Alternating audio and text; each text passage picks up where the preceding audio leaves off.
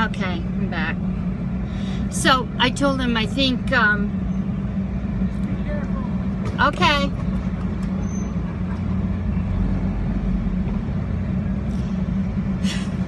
This guy said, be careful. I squeezed through. Anyway, I told him I used to, you know, grovel for crumbs of affection, crumbs of validation, crumbs of any kind of emotional support whatsoever. But guess what? I don't do that anymore. Guess what? I validate myself. I don't need that. I don't need crumbs. You know, you can keep your crumbs when you want to reconnect with me and rebuild our emotional, or build for the first time maybe, a healthy, emotionally communicative relationship. That's up to you. This is an invitation. I sent him an invitation. You know, I gave my husband an invitation to come to me and work with me.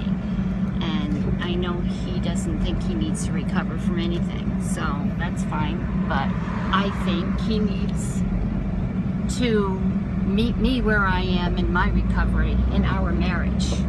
We have to build this on a healthier foundation than what it started on. So, I mean, running from chaos kind of said a few things that rang familiar with me when it came to her husband too. I mean, we just settle for crumbs of support sometimes, emotional support, especially when it comes to their narcissistic family. And my husband does have a few in his family, and one of them was leeching off from us for about 7 years, and I mean, it was bad, and I suffered for it, and my kids. You know, anything for them. It was terrible. She actually lived with us, moved herself in. I tried every passive-aggressive way I could think of in my illness how to get rid of her, including the silent treatment, glares, no, you know, not even addressing her when I come into the terrible things. I mean, this woman, I didn't want her there. She is awful. She's one of them. And even if she wasn't one of them, it's my house, my husband, my children. I didn't want her there. He was unsupportive in that. Totally unsupportive. But I finally got rid of her. When I got better, you guys, I finally told her, I don't want you here. You're not my mother. I said, you're not my sister. And this is my house. You're not even my mother. I don't want you here. So she said she'd never step foot in our house again. Great. But because I know she's a narcissist, I warned her, if you're going to hold this against, if you're going to try to use this as a pawn, as a wedge between my husband and I, you can, I have to warn you. You know, I warned her. I gave her a good warning that that wouldn't be a very good idea. And I had a good reason why.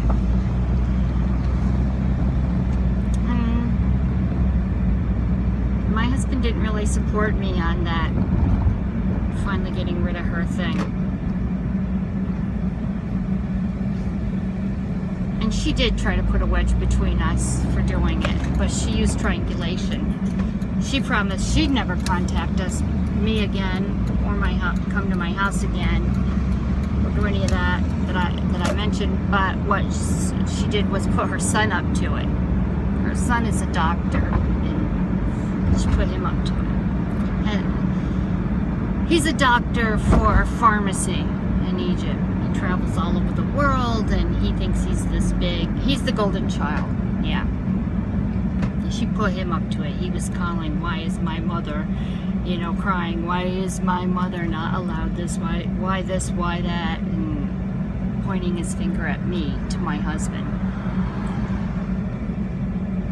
you know, my husband may have told him, well, you know, I think my husband said, I don't know and I'm not getting involved.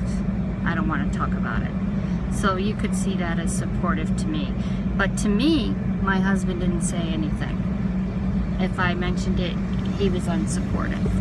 So, never said anything like, you know what, I don't blame you. It was, you know.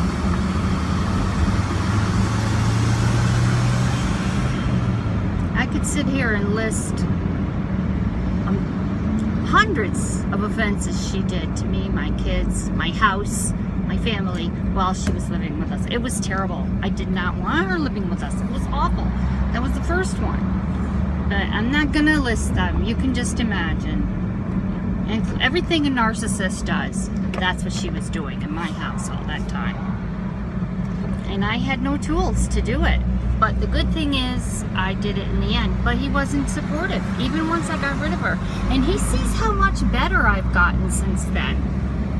You know, he just sees, he sees the leaps and bounds in my recovery.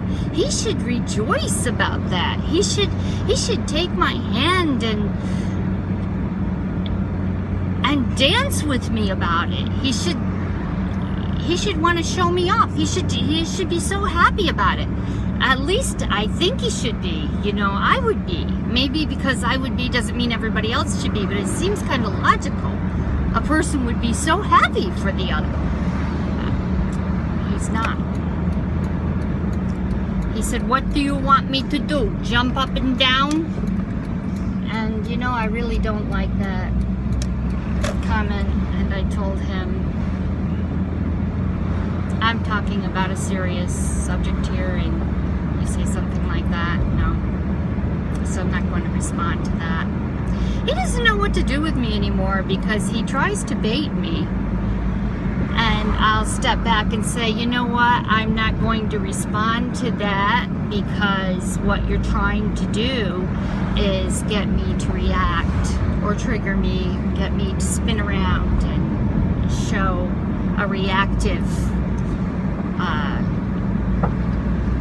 display so that you can point your finger and say, look, she's the crazy one. So no, I'm not doing that. So you guys, I don't know.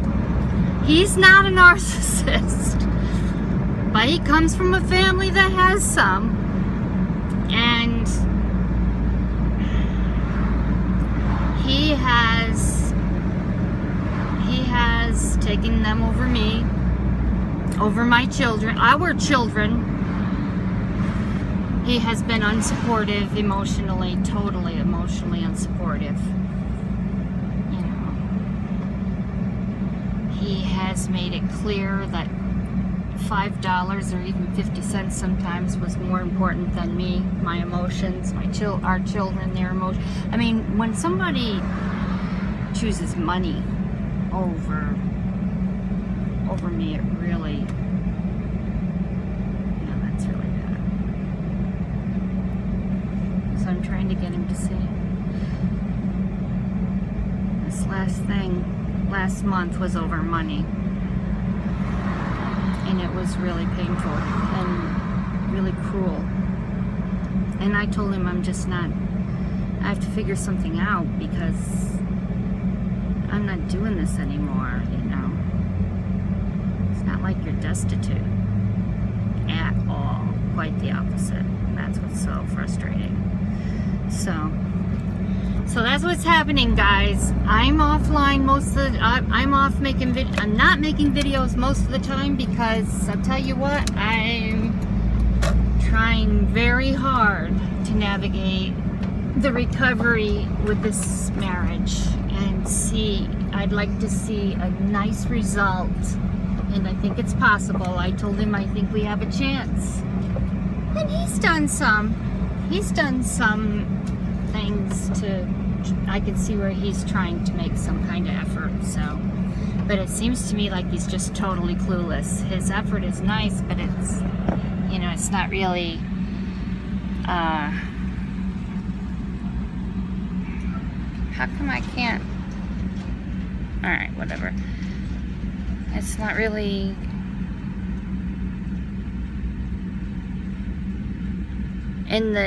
in the genre of emotions that it seems he's looking. His effort has to do with money more, or something like that. I guess since the problem last month was over money. The damage was emotional, but it was started over money. He thinks he can fix things with money. He doesn't understand it's emotional. So guys, we need support. We need support. We need to support ourselves, and if we're married and just now learning to set boundaries, we need to find a way to get our husbands and wives to understand where we are in recovery and what needs to be done now. Okay, take care. Bye guys.